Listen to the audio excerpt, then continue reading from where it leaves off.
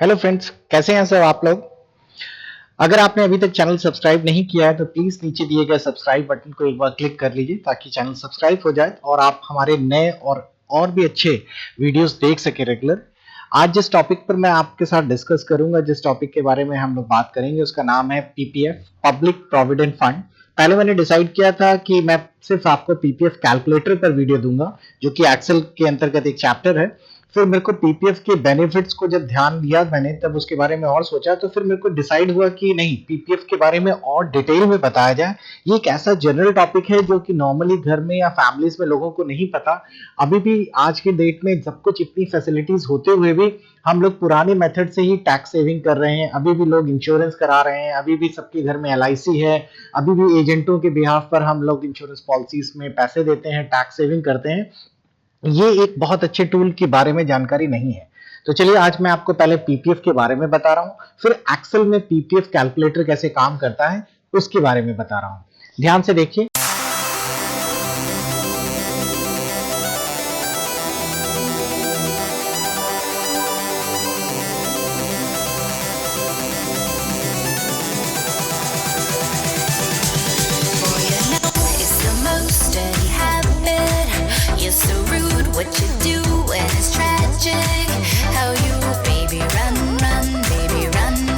स्वागत है आपका इंस्टीट्यूट ऑफ कंप्यूटर एजुकेशन के इस ट्यूटोरियल में।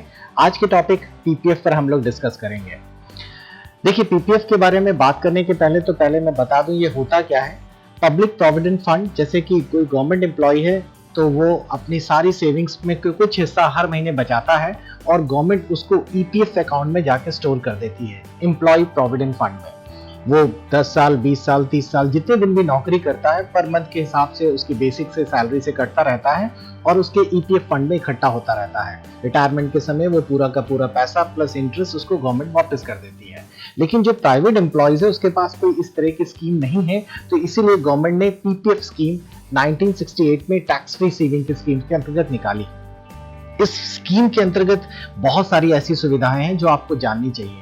अगर आपकी उम्र 18 इयर्स और अबव है और अगर आपके घर में कोई कमा रहा है, कोई अर्निंग है, और अगर आप सेविंग करना और टैक्स सेविंग दोनों ही इसका बेनिफिट उठाना चाहते हैं, तो ये पीपीएफ सबसे बेस्ट टूल है। आज के डेट में गवर्नमेंट के जितने भी टूल्स हैं, जितने भी इन्वेस्टमेंट प्लान हैं, उनमें सबसे टॉप रेटिंग पीपीएफ ही आता है। इसके कई सारे बेनिफिट्स हैं जिनको मैं एक एक करके आपको पहले सारा कुछ बताऊंगा। ध्यान से देखते रहिए वीडियोस को आखिरी तक। पीपीएफ में सबसे पहले आप 18 इयर्स के अबव होने चाहिए और आपके पास पैन कार्ड होना चाहिए। आप किसी भी बैंक में, पोस्ट ऑफिस में जाकर आप पीपीएफ के लिए अप्लाई कर सकते हैं। बस आपके पास पैन कार्ड हो, आप बैंक में जाइए। जैसे फॉर एग्जांपल आपके पास स्टेट बैंक अकाउंट का सेविंग अकाउंट है, आप उनसे बोलिए हमें पीपीएफ अकाउंट खुलवाना है, एक फॉर्म भरिए, अपनी फोटो लगाइए, पैन कार्ड की फोटोकॉपी लगाइए, 2 दिन में आपका पीपीएफ अकाउंट खुल गया। अब पीपीएफ अकाउंट में जब आपका अकाउंट खुल जाता है तो आप 100 रुपीज से इसको शुरू कर सकते हैं। एक चीज सबसे ध्यान देनी है, ये पीपीएफ अकाउंट जो है वो पूरे 15 साल के लिए खुलता है।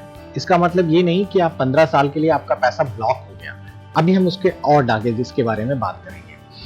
अब 100 रुपए से आपका पीपीएफ अकाउंट खुल गया। अब आप लोगों को इसमें हर साल कुछ पैसे जमा करने हैं, मिनिमम 500 और मैक्सिमम 1.5 लाख। ये एक बार है जो गवर्नमेंट ने डिसाइड कर रखा है। आप इसके बीच में कोई भी पैसे जमा कर सकते हैं, लेकिन इस चीज का ध्यान रखिए, साल में सिर्फ 12 बार ही पैसे जमा हो सकते हैं। जैसे फॉर एग्जांपल आप लोगों ने 1,000 रुपए बचाने की सोची, हर महीने आपने 1,000 रुपए बचाए और बैंक में जमा कर दिए, 12 महीने में 12 इंस्टॉलमेंट जमा हो गई। सिंपल। तो इस तरीके से 12,000 रुपए आपकी इस साल की सेविंग हो गई। अब इस तरह करते करते आपको 15 ईयर्स तक आप डिपॉजिट करेंगे। उसका कितना ब्याज आएगा, किस तरीके का कैलकुलेट होगा, वो भी मैं आगे डिस्कस करूंगा। लेकिन इसके और बाकी बेनिफिट के बारे में आपको बता दूं। गवर्नमेंट इस पर हर साल इंटरेस्ट देती है। ये इंटरेस्ट कंपाउंड होता है। ये इंटरेस्ट बाद में आपको ये बीच में डिक्लेयर करती है गवर्नमेंट की इस साल कितना इंटरेस्ट देना है। जैसे लास्ट ईयर 8.7% इंटरेस्ट था, तो हर साल ये इंटरेस्ट थोड़ा बहुत ऊपर नीचे वैरी करता है। दूसरी चीज, आप लोग इसमें जब अकाउंट खुलवा लेंगे तो अकाउंट खुलवाने के बाद आप 7 साल के बाद इससे पार्शियल विड्रॉल ले सकते हैं। जैसे मान लीजिए आपके यहाँ कोई पैसे की जरूरत पड़ गई, आपको अचानक पैसे चाहिए, तो पीपीएफ में फंड इकट्ठा हो गया है, 1-1 लाख करके 7 साल में 7 लाख इकट्ठा हो गए, तो उसका अराउंड अबाउट 80% आप वापस भी ले सकते हैं। दूसरी एक और चीज, आप इसमें इसके बिहाफ पर लोन भी अप्लाई कर सकते हैं। जैसे फॉर एग्जांपल बैंक में आप लोन के लिए जाते हैं तो बैंक वाले हमेशा आपसे बोलते हैं कि लोन लेने के लिए आपको कोई चीज मॉर्गेज करनी होगी, तो या तो ज्वेलरी, या तो जमीन, या तो कोई पेपर डॉक्यूमेंट्स, आप पीपीएफ को भी मॉर्गेज कर सकते हैं। ये लोनिंग फैसिलिटी आपको 3 to 6 ईयर्स के बीच में मिल जाती है। 3 साल आपने पीपीएफ में जमा किया, मान लीजिए 3 लाख रुपया एक एक के हिसाब से जमा हो गया, अब 3 लाख के बिहाफ में आपको लोन मिल जाएगा। उस लोन को आप लोग अपनी किस्तें चुकाते रहिए, पीपीएफ मॉर्गेज का काम करता है। अगर 15 साल पूरे हो जाते हैं तो उसके बाद भी आप अपने 5-5 साल का आगे एक्सटेंड कर सकते हैं। जैसे किसी ने अभी 20 साल से अपना अकाउंट खुलवा लिया, 35 साल में पीपीएफ पूरा हो गया, तो वो आगे के 5 साल के लिए फिर से एक्सटेंड कर सकता है। तो ये बहुत सारे बेनिफिट्स हैं। जो मेन बेनिफिट है जिसके लिए पीपीएफ सबसे ज्यादा फेमस है, और वो है टैक्स सेविंग के लिए। ये बहुत अच्छी चीज है। गवर्नमेंट का एटीसी के अंतर्गत इसमें आपको पूरे 1.5 लाख रुपए तक की टैक्स सेविंग मिलती है। फॉर एग्जाम्पल, अगर आपकी इनकम 2.5 लाख रुपए है तो आपको कोई टैक्स नहीं देना, लेकिन अगर आपकी इनकम 3.5 लाख रुपए साल की है तो आप 1 लाख रुपए पे टैक्स देंगे।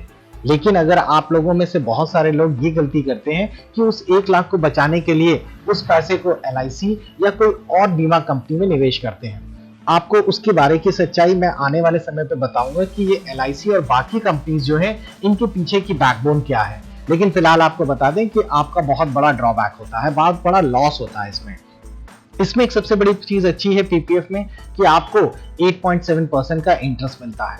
दूसरी एक और भी अच्छी चीज है कि आपको इसमें 1010D का भी इंटरेस्ट मिलता है, या 1010D का भी आपको फायदा मिलता है।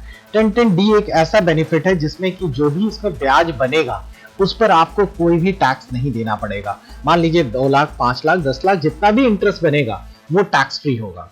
तो सबसे बेस्ट और सबसे अच्छी चीज ये भी है, इसमें आप नॉमिनी भी रख सकते हैं ताकि इन केस अगर किसी आदमी की कैजुअलिटी होती है तो नॉमिनी को पूरा का पूरा पैसा वापस हो जाता है या मिल जाता है। तो ये कई सारे बेनिफिट हैं, तो इसी के लिए मैंने इस पीपीएफ टूल को सबसे पहले प्रायोरिटी पे रखा हुआ है। अब चलिए देखते हैं पीपीएफ कैलकुलेट कैसे करते हैं। बहुत ही सिंपल है, आपको एक्सेल का इस्तेमाल करना है पीपीएफ कैलकुलेट करने के लिए। ये एक्सेल में पीपीएफ चार्ट है। मान लीजिए किसी ने 2014 से पीपीएफ में अकाउंट में पैसे जमा करने शुरू किए, तो ये 15 साल हमने यहाँ से यहाँ तक लिख दिए। आप इसमें कोई भी वेरिएबल अमाउंट डालते चलिए, जैसे पहले साल 50,000, दूसरे साल 1,20,000, तीसरे साल मान लीजिए 60,000 और चौथे साल 1.5 लाख रुपए। मैंने आपको अभी भी बताया कि इसमें मिनिमम अमाउंट आपकी 500 और मैक्सिमम अमाउंट आपकी 1.5 लाख रुपए तक आप जमा करा सकते हैं। इस तरीके से आपने अपने अमाउंट जमा करने शुरू कर दिए। अब चलिए आगे देखते हैं। अब यहाँ 15 साल में पहले साल प्रीवियस बैलेंस 0 है, तो आप देख रहे हैं मैंने यहाँ 0 लिख रखा है। हम एक ऑन एवरेज लेके चल रहे हैं 8.7। ये वैसे पिछले 8-10 साल में काफी चेंजेस आए हैं, ये 8.1 से चेंज हुआ, 8.5 आया, 8.7, पहले 11% तक था। अब अगर आप देखें तो 8.7% है, तो इस बार जो ब्याज बनेगा, इस बार जो इंटरेस्ट मिलेगा वो 50,000 पे मिलेगा, क्योंकि 2014 में आपने सिर्फ 50,000 जमा किए हैं। तो 50,000 का 8.7% निकालना बहुत आसान है। इस वाले सेल को ध्यान दीजिए, ये सेल आप लोगों का C7 पर है, ये C कॉलम के 7 रो पर है, इसीलिए इसका नाम C7 है। इंटरेस्ट वाला सेल आपका इसी तरीके से अगर आप कैलकुलेट करें तो ये E7 है। तो हमने इन दोनों को मल्टीप्लाई करके यहाँ लिख दिया, C7 मल्टीप्लाई E7। और अगर आप गौर करें तो इन दोनों को मल्टीप्लाई करने के बाद आप लोगों का 4,350 रुपीज इंटरेस्ट आ गया। अब इस साल का टोटल अमाउंट आपका कितना है? 50,000 जो हमने जमा किया है, 4,350 जो कि गवर्नमेंट ने ब्याज दिया है, दोनों को ऐड कर दीजिए और ये आ गया आपका बैलेंस, जो कि आप लोगों का टोटल ऐड करने के बाद ये निकलेगा 54,350। अब इसी बैलेंस को आगे ध्यान पे रखते हुए नेक्स्ट ईयर हमने फिर से 1,20,000 जमा किए। यहाँ लिखा है प्रीवियस बैलेंस। प्रीवियस बैलेंस ये वाला सेल है। अगर आप गौर करें तो इस सेल का डायरेक्ट इक्वल टू करके इसे आप यहाँ लिख दीजिए, तो ऑटोमेटिकली इस सेल का बैलेंस अमाउंट यहाँ पर आ जाएगा। सेम चीज इसी को हम लोगों ने बार बार यहाँ पे फीड करते चले जा रहे हैं। एक्सेल का फॉर्मूले में आपको ये पता ही है कि आप पहली लाइन लिखने के बाद सीधा ड्रैग कर देते हैं तो ऑटोमेटिकली नीचे फॉर्मूले रिपीट हो जाते हैं। तो देखिए ये आ गया पिछले साल का प्रीवियस अमाउंट। इस साल जो ब्याज बचेगा, इस साल जो ब्याज ऐड होगा वो आप लोगों का बनेगा 1,20,000 और पिछले साल के अमाउंट दोनों को ऐड करने का 8.7%। तो आप देख रहे होंगे इस वाले सेल पर मैंने इन दोनों को ऐड किया है ब्रैकेट्स में और उसके बाद 8.7 से मल्टीप्लाई कर दिया है। इस साल का ब्याज हो गया 15,168। अब टोटल अमाउंट अगर चेक करें तो टोटल अमाउंट में तीनों चीजें हैं। इस साल का जो हमारे पास अमाउंट है, पिछले साल का जो हमारे पास बचा हुआ है और इस साल का ब्याज, तीनों को आप लोग ऐड कर दीजिए। और लीजिए ये हमारा टोटल अमाउंट आ गया इतना। अब आप सेकंड फॉर्मूले को ड्रैग कर दीजिए और आप अगर कंट्रोल डी यूज करना चाहें तो कंट्रोल डी दबा दीजिए ताकि ये फॉर्मूलाज नीचे तक सबका रिपीट हो जाए। और लीजिए देखिए सबके लिए आ गया। अब अगर किसी पर्सन ने इतने इतने अमाउंट 15 साल तक जमा किए हैं तो मैच्योरिटी में उसको मिलेगा 29,54,868। एक अच्छी खासी अमाउंट उसके पास गवर्नमेंट की होगी। और अगर इसका सबसे बड़ा बेनिफिट अगर आपको उठाना है तो सबसे बड़ा बेनिफिट तभी आप उठा पाएंगे जब आप पहले साल से किसी भी तरीके से सेविंग करके पूरे 1.5 लाख बचाते चलें। लेकिन ये हर आदमी के लिए पॉसिबल नहीं है, बिकॉज सेविंग आप पर डिपेंड करती है। हर फैमिली के पास अपने बर्डन है, हर फैमिली के कमाने वाले लोगों के पास अपने खर्चे हैं। तो आपको मैं मैक्सिमम लिमिट बता देता हूं। तो अगर 1.5 लाख रुपए पूरे पूरे आप जमा करते हैं तो देखिए इस पर्सन के पास 46 लाख रुपीज 75,913 रुपीज इकट्ठा हो जाएंगे। और ये एक अच्छी खासी अमाउंट है जो 15 साल के बाद आप इस्तेमाल करने लायक होंगे। आप एक चीज और बता दें, अगर आपको लगता है कि अमाउंट फर्दर आगे बढ़े तो आपको मैंने जैसे बताया आप इसे 5 साल के लिए और आगे एक्सटेंड कर सकते हैं। सिंपल सा मेथड है। इसी फॉर्मूले को आगे 5 साल के लिए आप और ट्रैक कर दीजिए। जैसे ही आप 5 साल के लिए और ट्रैक कर देंगे ये फिर से 5 साल तक की अमाउंट आपको यहाँ पर दिखा देगा। तो देखिए मैंने इसको 5 साल के लिए और ट्रैक कर दिया तो हमारे 5 साल के लिए ट्रैक करते ही ये आगे वाली अमाउंट्स को अपने आप दिखाता चला जा रहा है इस तरीके से। ये देखिए अमाउंट और बढ़ गया 72,70,423।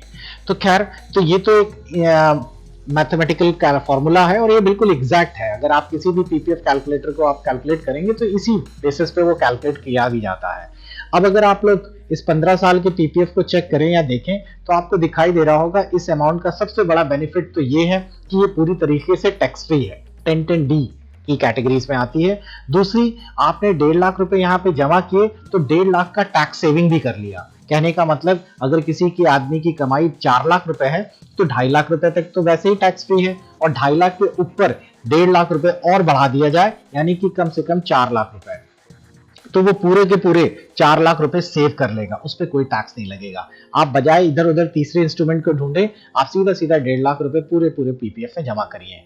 और इसकी एक और भी अच्छी चीज है कि इन केस अगर बीच में कोई कैजुअलिटी हो जाती है तो पूरा का पूरा पैसा नॉमिनी को मिल जाता है। तो बहुत ही बेस्ट टूल लगा मुझे। मैं हमेशा से प्रमोट करता हूं अपने आसपास जानने वालों को, मैं हमेशा कहता हूं कि पीपीएफ अकाउंट कभी भी किसी भी जॉब में हो सबसे पहला काम यही करिए। और इस पर उनको सबसे ज्यादा बेनिफिट मिलता है जो गवर्नमेंट एम्प्लॉयज है, बिकॉज गवर्नमेंट की तरफ से वो ईपीएफ तो पाते ही पाते हैं प्लस वो अपना प्राइवेट पीपीएफ अकाउंट भी खुलवा लेते हैं। आई होप आपको सारे डाउट्स क्लियर हो गए होंगे। इन केस अगर फिर भी कोई डाउट है तो आप मेरे कमेंट बॉक्स में मुझसे पूछ सकते हैं, मैं हर डाउट को क्लियर करने का प्रॉमिस करता हूं। अगर आपको मेरी ये सारी चीजें अच्छी लगी तो प्लीज इस वीडियो को लाइक करिए, शेयर करिए। Enjoy this video. Good bye.